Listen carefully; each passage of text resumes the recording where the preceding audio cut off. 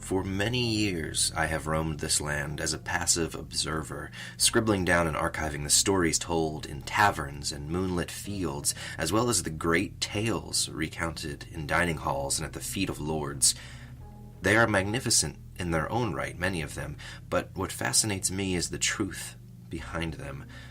As time presses on, each story grows into a different beast entirely. Names are changed or forgotten. The valiant become the oppressors. The dangerous become the heroic, and the inspiration of one region becomes the fear of another.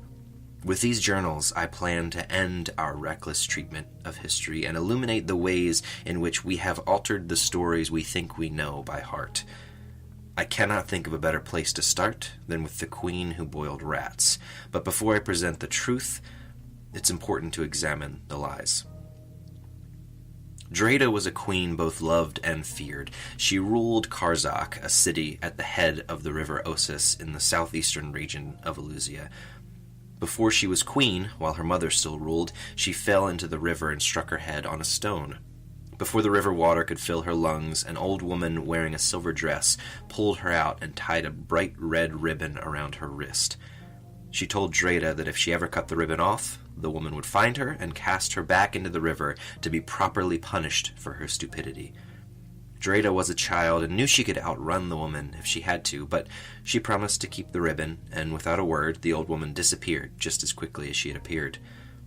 When Dreda grew into a young woman, many boys of Karzak inquired of her, but she turned them all away. One day, a young man grabbed her arm just above the red ribbon on her wrist. She spit in his eye and pulled free, shouting, "For every arm you grab, may a dozen more hands wring your skin." Before he could react, the dirt beneath his feet shook, and 12 earthen hands burst from it, grabbing his arms and his legs and his neck, squeezing the skin tight. He howled out in pain and ran from Dreda. She was astonished to discover such a power, and assumed it was a gift of the red ribbon. She praised the old woman in silver, and spent many days sitting by the river, speaking to her as if she were there. At the riverside she met a fisherman named Olem. He was stout and brave and kind, all the things Dreda's family had told her she should search out in another, but he was not appealing. Olem seemed to think the same of Dreda, and so they would meet and talk, then go their separate ways.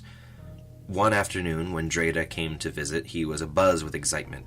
He had fished up something quite odd. It was an iron wheel, the color of clay, small enough to fit in his pocket.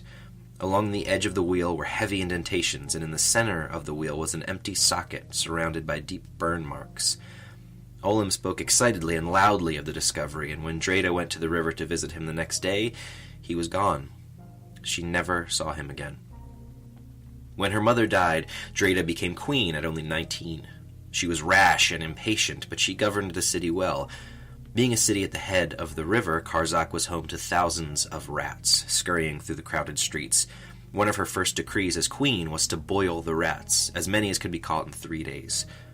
A massive cauldron was placed in the center of town, and beneath it roared a fire that had to be stoked by no less than 15 servants. Hundreds of rats were thrown into the pot, and the air was blanketed by the smell of cooked rodent for days. The meat was deemed unfit for most, but the healthiest, or the most desperate, were allowed to indulge themselves if they so wished. Most of it was fed to the pigs or simply boiled away to nothing. The townsfolk were unsure of the plan, but when the 3 days were up and the cauldron was dismantled and taken away, the city was no longer infested. A population of rats remained, but not enough to ruin the food stores or sicken the children. For many years after, Dreda boiled rats for herself, having developed a taste for them. During a harsh winter, a group of performers arrived at Karzak and asked for shelter in exchange for their work. They had no coin and were afraid of freezing to death outside of the city. Dreda provided them with rooms, asking for only one performance in exchange. Shocked by her generosity, they accepted. As the group was performing, the queen watched one of them sneak off to the side of her grand hall and begin to pilfer the gold goblets and silver plates left out from their supper. Enraged, she stopped the performance and grabbed the thief by the hair. "For every ounce you steal from another, may your bones weigh twice as much," she shouted. And as she did, the thief crumpled to the floor, struggling to lift himself up. The troupe begged the queen to lift the curse, but she refused. "He will learn to live with his mistakes and become stronger for it, or he will die in the dirt. It is his choice now." They stayed in the city long enough for the winter to grow tame, and then, with their still crippled friend in tow, braved the wilderness to escape the witch queen whose wrath they had incurred. Not long after the performers left, Dreda was approached by her advisor, a gentle old man named Israel. He brought with him word of a society forming in the back alleys of Karzak. They felt threatened by Dreda's powers and wished to champion a new leader and a fair, open election governed by the people. Angered by what she saw as an act of treason, Dreda disguised herself as a young man and attended one of the society's gatherings. She waited patiently until their leader appeared. Finally, he revealed himself to speak to the hundreds of peasants and the poor, forgotten folk of the city. He stood tall and proud, dressed in white robes. He was a divine of the Revenant Baranu, a holy man of the people. She cast aside her disguise and spit in his eye, just as she had with the young man so long ago, cursing him as she did. "Fearful betrayer, for all your days your wicked tongue will bleed through your teeth." The crowd watched in terror as blood flowed from his mouth and stained his robes. The society disbanded, and crowds never again gathered in secret for fear of the witch queen who could wear men's faces. The divine lived a long life, the blood slowing to a drip, but never ceasing until he breathed his last breath through blood-stained teeth. Many years later, a great beast emerged from the mountains to the north and began to devour the local livestock. The beast was two-headed and rotten, leaking death from its joints and vomiting decay upon the fields. Pale orange tendrils grew from its spine like ropes of flayed skin. With its human-like hands, it would rip horses in half and throw one half into each toothless, slack-jawed mouth, gumming the meat down to a paste before swallowing it. Even the sky above it grew dark as the clouds guarded the sun from its abominable visage. Hundreds of farmers threw themselves at the feet of the queen, begging for her to save them from the creature. She was growing old and remained childless due to her disinterest in the men of Karzak, but the great northern beast intrigued her. Alone, she ventured out into the farmlands in search of the creature. After days, she found it nestled in a cave, resting. After she lay with the beast, it retreated back to the mountains and left the queen with a child. Born from the witch queen and the two-headed mountain beast was a woman more terrible than any Illusia had seen before. She used her own umbilical cord to choke Dreda to death and stole the red ribbon from her wrist, tying it around her waist. She then crawled off into the woods, leaving a trail of water behind that ate through the ground and formed a great chasm from which all manner of evil slithered forth, plunging the east into a long dark that would last as long as the child lived. At least that's how the story goes. When a body is cold, all that is left to destroy is the memory. Queen Dreda was subject to this. So delicately and thoroughly did they mutilate her memory that even I was convinced for many years. Not of the specifics, of course, they were clearly embellished, but of her corrupt morals. The truths left in helped to strengthen the lies. Her childhood, for the most part, remains intact. She was the daughter of the Queen of Karzak, and nothing I've found has disproven the story of the river.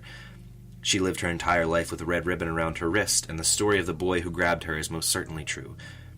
There is a story to be told of Olem and the object he discovered, but I have yet to understand it. I am closer than I once was, but it is still beyond me.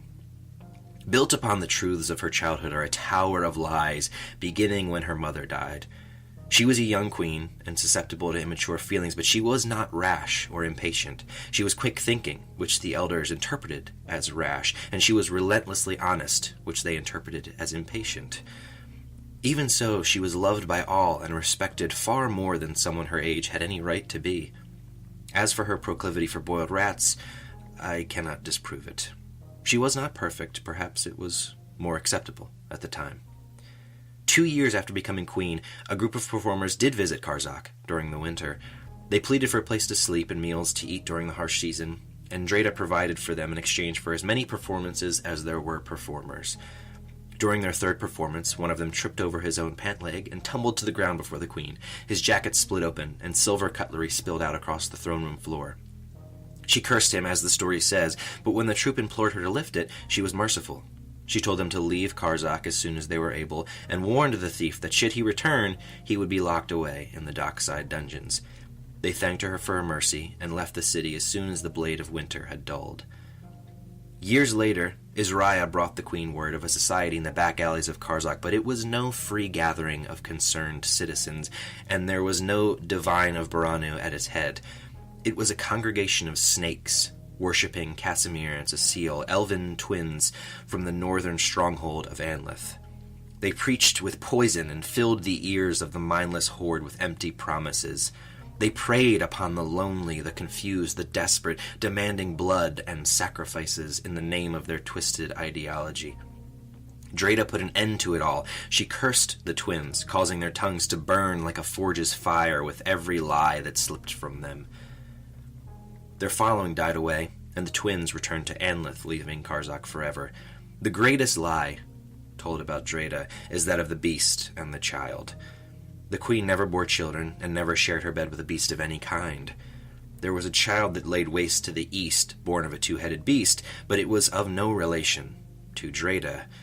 Casimir and Cecile, after retreating to Anlith, were rejected by the people they once knew. You see, a life built on lies crumbles when the tongue can tell only truths. The two were left alone, and from them a child was born. The child was named Inga, a name the East would never forget. But that story is for another day. The Queen Who Boiled Rats is a tale born out of distrust and resentment. The sick and the cruel will do everything they can to ruin the memory of those strong enough to resist them. Queen Dreda was everything that they were not, and so they waited. Their children waited, and their children's children waited, and slowly they distorted her life into a vile reflection of itself, with just enough pieces that fit to convince the masses. I hope to shatter that reflection and restore the image of the Queen as she truly was, with your help, of course.